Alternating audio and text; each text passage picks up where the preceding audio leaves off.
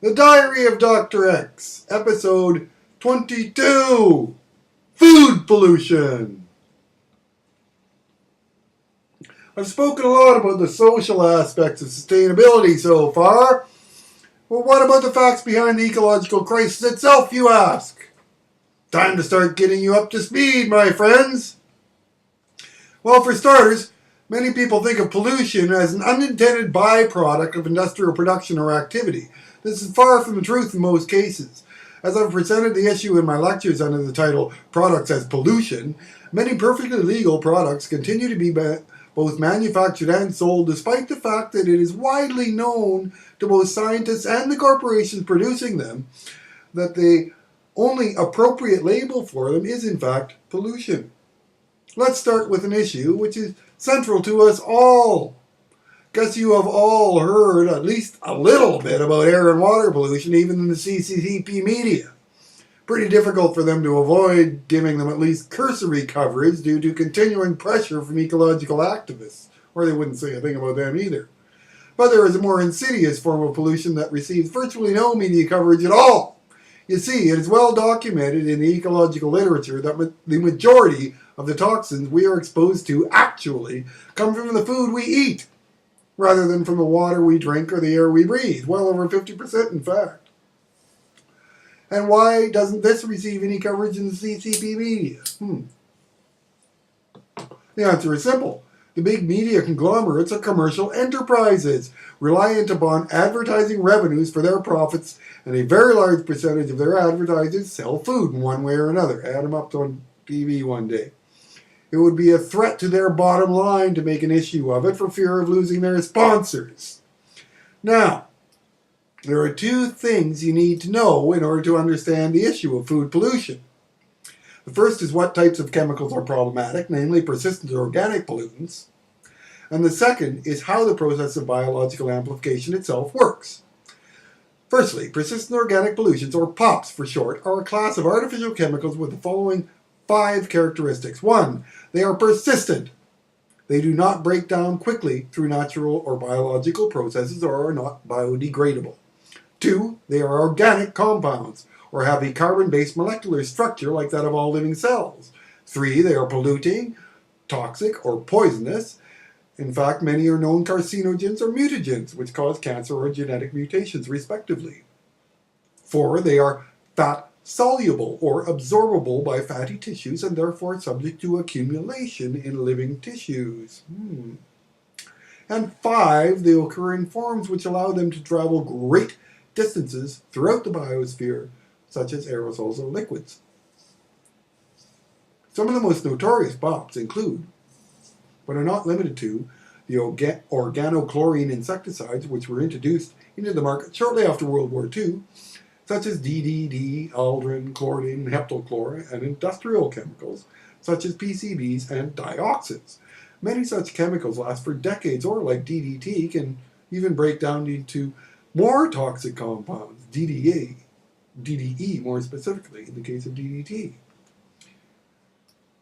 So that's the chemicals. Secondly, biological amplification, also referred to as biomagnification or bioaccumulation, refers to the process by which persistent organic pollutants accumulate in higher levels as they are passed from one trophic level to another through food chains.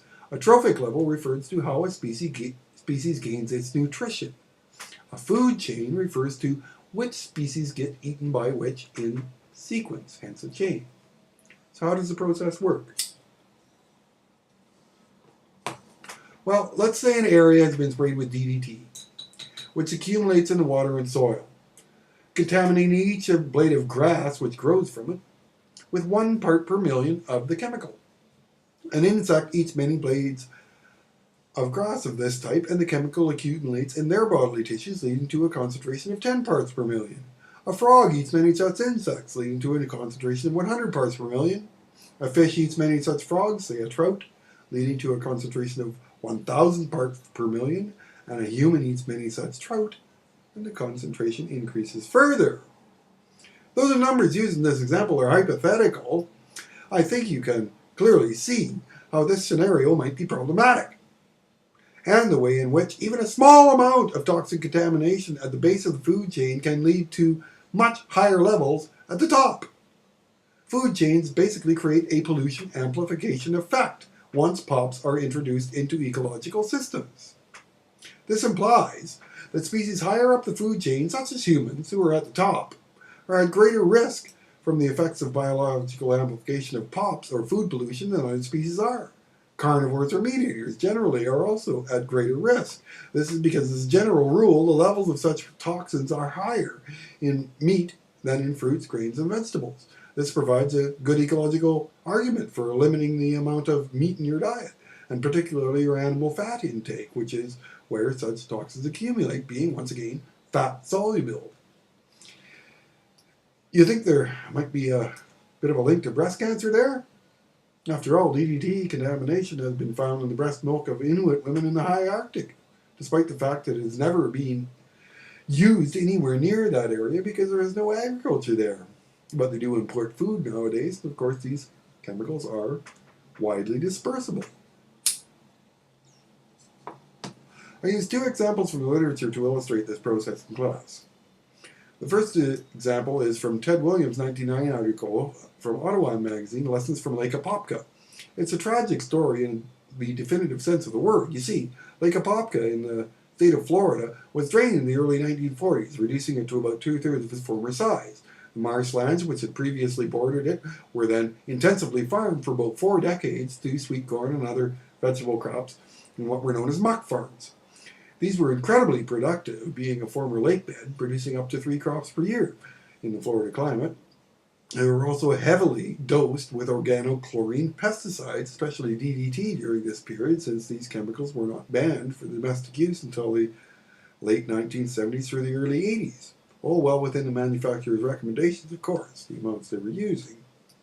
It is a tragedy due to the consequences which well-meaning environmentalists began to encounter when lake reclamation began and restoration began in the early 1990s, when the state government began repurchasing the farmland from the farmers. You see, the algae and the plants, the insects breeding in the lake, the snails and such, they didn't die, nor did the herbivorous fish who had fed on plants and insects and such, nor did the carnivorous fish who fed on other fish.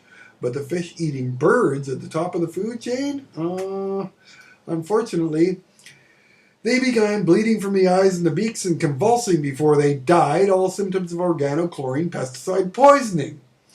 One specimen collected by researchers, a pelican I believe, registered over 23,000 parts per million of pesticides in its bodily tissues. That's over 2.3%. The other example I use is that of orchids or killer whales from Anne Platt McGinn's 2000 article, Oceans Are on the Critical List, from USA Today magazine. Orchids are carnivores, who eat literally tons of meat on an annual basis and are also quite long-lived. There's 2 populations of them. To the north, they largely eat seals. To the south, they largely eat fish. But both of the things they eat are also carnivores, largely. So they're in for a double dose. In any case, a dead orchid was found not too many years ago washed up on the California coast, as an autopsy revealed that the cause of death was toxic contamination of its bodily tissues with PCBs. Ironically, the rates were so high that its body was officially classified as toxic waste, which it was illegal to dispose of at sea under American law. Now, the fact that the sale and use of many of the worst POPs have been banned by environmental regulations in the industrial countries does not mean the problem has gone away. Many such chemicals, even while being banned domestically, continue to be sold internationally to countries where environmental regulations were more lax. Countries from which we import food. And you can see from the second example in particular that these chemicals are ubiquitous. They contaminate everything because they are so highly mobile, and all species near the top of the food chains are at risk as a result. So what is the solution, you ask? Firstly, enforceable international bans concerning the manufacture and sale of the worst existing offenders at a global level. Secondly, required testing of artificial chemicals to determine whether they are POPs prior to their being allowed into the marketplace. And the permanent ban of all chemicals which fall into this category. also regulated at a global level. You see, there is absolutely no safe use of such chemicals in a biosphere or a global system which is so intimately interconnected in terms of material exchange, and absolutely no safe amount of contamination. And CCC planners, as it turns out, are completely indifferent to the situation, despite the scientific evidence of the obvious threats to human health. This is why they continued to manufacture and sell the organochlorine insecticides to third world markets for decades after they were banned in the first world. Why? Because to them, this type of pollution is a product, which has a market value. They own the patent and have investments in manufacturing facilities. And they will continue to sell it and damn the consequences unless they are forced to comply.